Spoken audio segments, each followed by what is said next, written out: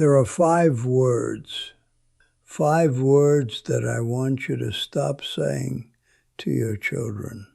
And if you are past 65, what I am about to tell you cannot wait. I have buried more people than I can keep on one hand. I have sat with men and women in the final season of their lives, and I have heard them talk. Not about regrets you might expect, not about money or career, or the years they worked too hard. They talk about the same 5 words, the same handful of phrases that seemed reasonable at the time, even earned, and turned out to be the ones that cost them the most. I am going to name all 5, but before I do, I need you to understand something. These are not bad habits. These are not small things.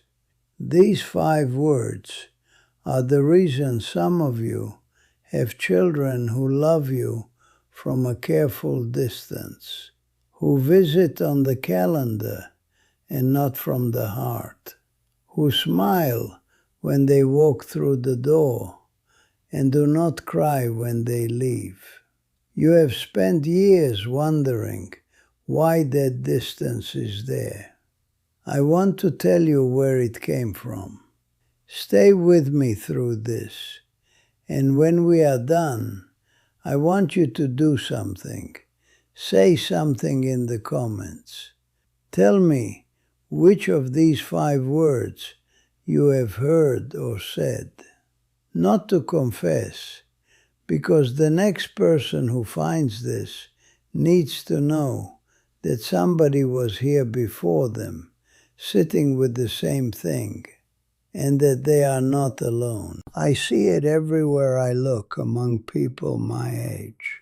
I see old people keeping score, not in a way they would describe out loud, not with a ledger, not with intention, but in the small ways that reveal a person, in the way a phone call starts, in the way a holiday dinner ends, in the way a silence fills the room between a parent and a grown child, and neither of them reaches for it, waiting for their child to call first, waiting for a visit that was not requested, waiting for the apology they have been owed for 30 years, waiting for acknowledgement, for gratitude, for some sign that all those hard years of sacrifice were seen and counted. Waiting, and in the waiting, handing that weight to their children, like a bill on a silver plate. The first word I want you to stop saying is, you never. You never call, you never visit, you never think about anyone but yourself. You never say thank you. I have heard it said more times than I can remember by people who would never have called themselves scorekeepers. But I want you to hear what that phrase sounds like from the other side of the fire. What it sounds like is, you are behind on what you owe me. That is not love. That is debt. Love says, I want to see you. Debt says, you owe me a visit. Love reaches. Debt accuses. And the problem with turning your children into debtors is that people do not rush to spend time with their creditors. They pay the minimum required, and they leave as quickly as they can. They call on birthdays. They come on holidays. And every time they walk in the door, underneath the greeting, there is the quiet calculation of what the visit is going to cost them. Stop keeping score. Your children are not behind on a payment. They are trying to live a life, the same way you were trying to live yours when your own parents were watching and counting. The second word I want you to stop saying is, I'm fine, when you are not fine. My grandfather was not a man who talked easily about the things inside him. He was, No, let me say it right.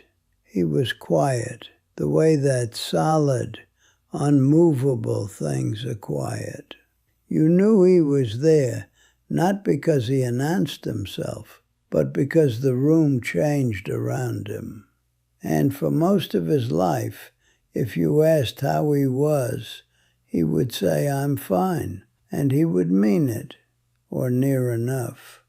But I watched him in the last years when "I'm fine" started to mean something different. When it became the thing he said, instead of "I am lonely tonight," or "I am afraid," or "I miss her more than I know how to carry." And I watched the people who loved him try to read past it and fail, and slowly stop asking quite as often, because the answer was always, "I'm fine." And there was no door to walk through. Silence is not strength. It is fear wearing the mask of strength. And over years, it trains the people who love you to stop trying, to stop asking, stop reaching, stop looking for the door. You cannot be angry at them for stopping when you are the one who kept closing it. My grandmother used to say something that took me a long time to fully understand. She said it on a morning after she had buried her second child, a son, before he was 30, in a winter none of us fully came out of on the other side. She stepped outside before the sun, the way she did every single morning of her life, and she breathed one deep breath, and she said, "Thank you for another one, another day, another chance." And when she came back inside, I asked her how she could do that. Step outside and say those words. The morning after what we had all just been through, she said, "Gratitude is not something you feel when life is good. It is something you practice when life is hard. That is what the practice is for." I am telling you that story because what she was describing is not only gratitude, it is the whole of what I am trying to say today. Love is not something you feel when it is easy. Love is something you practice, especially when it is hard. The words you need to say to your children are not going to arrive when the feeling arrives. You are going to have to say them as a practice, not as a release. Before the feeling, as the decision. This is where the fire comes in. My grandmother kept a fire every evening of her life, not for warmth. She kept it because she said the fire is the oldest gift the Creator gave us, older than language, older than medicine, older than any tool we ever made. Before the first conversation, there was a fire. Before the first song, there was a fire. Before the first story was passed from one person to the next, it was passed by firelight. When you sit near a flame, she said, you are sitting near the beginning of everything that made us human. And here is what I have learned in 74 years about fire. Fire warms or fire burns. The same flame that is a gift when it is tended is a ruin when it is thrown. You are the keeper of the fire in your family. At your age, at my age, the elders' words carry the way a kept fire carries, into the house, into the children, from the children into the grandchildren, from them into people neither of us will ever see. Throw the fire carelessly, and it burns what it touches. The third word I want you to stop saying is, "I told you so." Before I share the next teaching, I need to tell you something. I am not going to be here forever, and most of what I know was never written anywhere. So I sat down and I wrote it, 20 teachings, in 4 parts, in the order they were meant to be received. It is called The Native Way. The link is below. But stay right here, because what I am about to share with you next is the teaching people write to me about most. "I told you so" is a sentence that tells your child one thing and one thing only. Being right was more important to you than they were. I knew a man named Harold. He was 72 years old when I first knew him well, and he had spent his whole life being careful. Careful with his words, careful with his opinions, careful never to be caught wrong in front of anyone who mattered. When he warned his son against a decision, and the son made it anyway, and it went badly, Harold did not say, "I told you so," with cruelty. He said it quietly, almost gently, the way some men deliver a blow without raising their hand. Just a look, a small sound, 3 words delivered so softly that you could almost mistake them for kindness. And I watched, over the years, Harold's children come to him less. Not because they didn't love him, because they had learned that being wrong in front of him was costly, that his being right had become more important in the room than their being welcome in it. When Harold's wife passed, something cracked open in him that had needed cracking for a long time. He told me, "I thought being right would make me safe.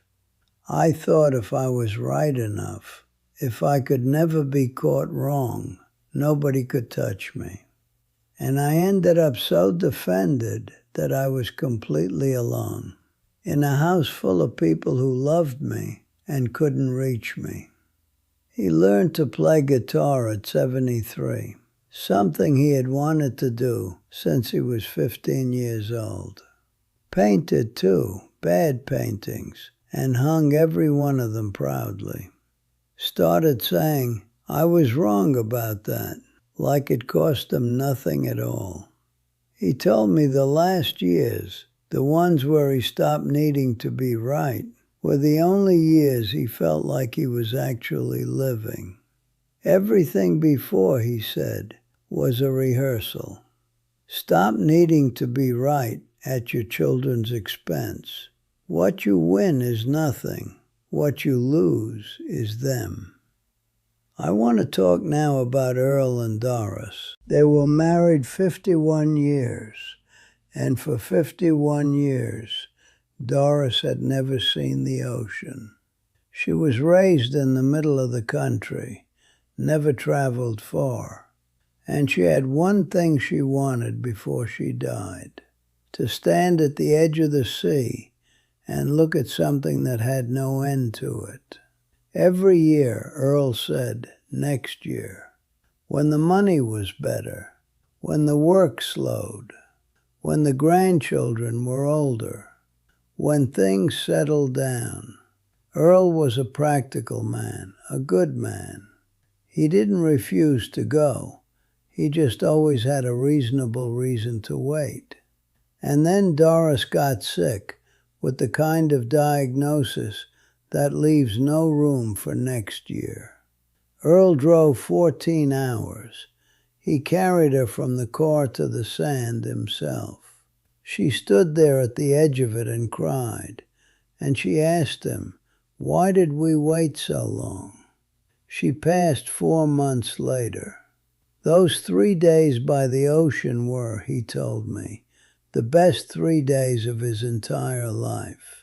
The ones they almost didn't take. The 4th word I want you to stop saying is, "I don't need." I don't need your help. I don't need a trip. I don't need a fuss.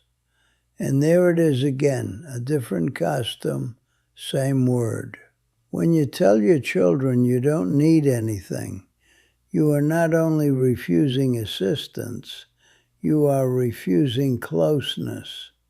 You are closing the door on the very thing they want most, which is to be able to give you something, to matter to you. Your children need to be needed by you. When you wave that off, when you stand in the doorway and say, I'm fine, I don't need anything, you are taking from them. You are taking away the chance to show you they love you. Let them help, not because you need the help, because they need to give it. Now I come to the fifth one, and this one is the one that matters most. There is a woman who wrote to me.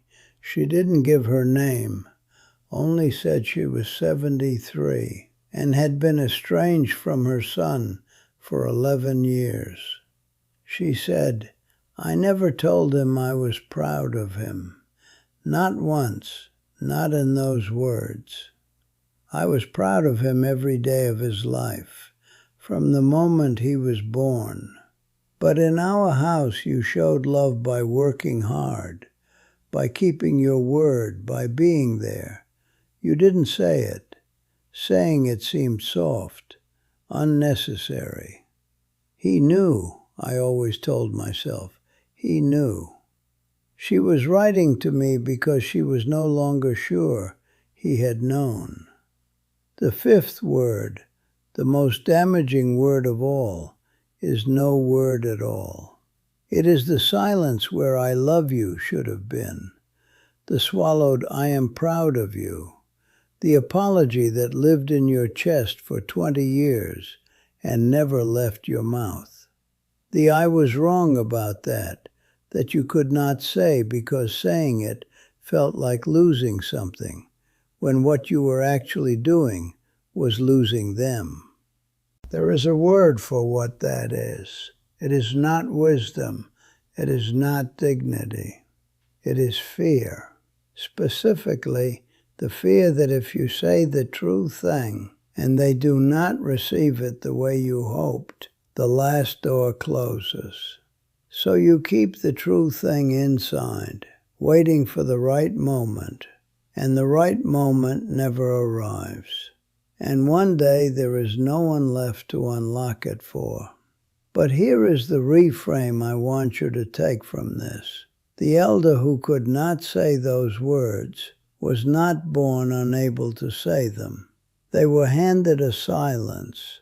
Their father handed it to them, and their father's father before that, down through generations in which love was shown through work and presence and sacrifice, and never through tender speech.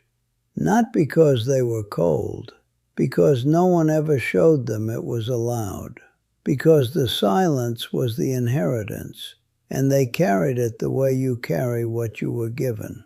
It is not a character flaw, it is an inheritance, and you are the one who can put it down. I have a friend, a woman, who at 68 started going to a quilting group, not because she wanted to, but because she had no reason left not to. Went every week, made real friends, the kind she had not had in years. And one afternoon, her estranged daughter called her, not because the mother had been chasing her, she had stopped chasing her, but because people can only come back when you stop pulling the rope. When the daughter called, the mother said the thing she had been carrying for 8 years. She said, I am proud of who you became. I should have told you that much sooner. And the daughter was quiet a long time, and then she said, I needed to hear that. 8 years, one sentence, and the door opened. There is still time. In most cases, there is still time. The question is whether you are going to spend it holding the true thing or saying it. I want to tell you something before I go tonight. I am an old man. I am 74 years old, and I am not going to be here forever. And I have made my peace with that. What I have not made peace with is the thought that what I know might go with me when I go. Almost everything I know was never written anywhere. It lived in my grandmother, and in my grandfather, and in the old ones before them. and now it lives in me, and I am the last in my family who holds it whole. The old ones did not write things down. They spoke them by the fire to the one who would carry them next. That is how it worked, for longer than anyone here can count, until the young ones scattered and the fires went cold. So I sat down and I wrote it, all of it, 20 teachings in 4 parts, in the order they were meant to be received, the way I would say them to you if you were sitting here at this fire with me. I called it the native way. A man named Walter, 77 years old, read it in 2 evenings.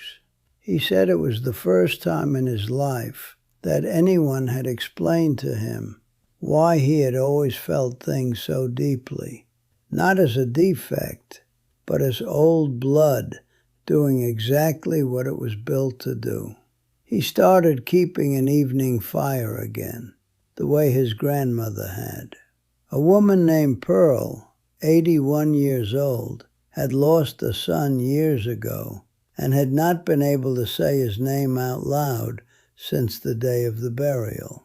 After the teaching on grief and the fire, she said his name 3 times at her kitchen sink, and then made his favorite dinner for the first time since he passed. A man named Samuel, 74, a hard man his whole life, always armored, always the one who needed to be right, called his grown son after reading it. First real conversation they had had in years. He did not say much. He just listened. It is not a fancy thing. It is an old man's teachings, written down, but it costs less than 1 dinner you will not even remember eating. I made it that way on purpose, so that the price would never be the reason somebody went without it. The link is in the description of this video. It is there if you want it. Now, before I let you go, come back to the fire for a moment. The fire that warms and the fire that burns. It is the same fire. The difference is only in the tending. My grandmother kept hers every evening of her life, not because it was easy, because the fire was the gift, and you do not let the gift go out. She tended it on the hard mornings, on the mornings after loss, on the evenings when there was no one left in the house to sit beside it but herself and the dark. The relationship you still have with your children, the one that may be cracked or cooled, but is not yet cold, works the same way. Tending it looks like stopping the score. It looks like letting them past the I'm fine. It looks like putting down the I told you so and picking up something better. It looks like letting them help you and letting them see that their help mattered. And more than any of those, it looks like sitting down and saying the true thing, the one you have been holding, while there is still someone to say it to. You who are sitting there tonight, carrying one of these 5 words, the unsaid pride, the kept score, the wall you built with silence. You did not invent this. You inherited it the same way I did, the same way my grandmother did from hers.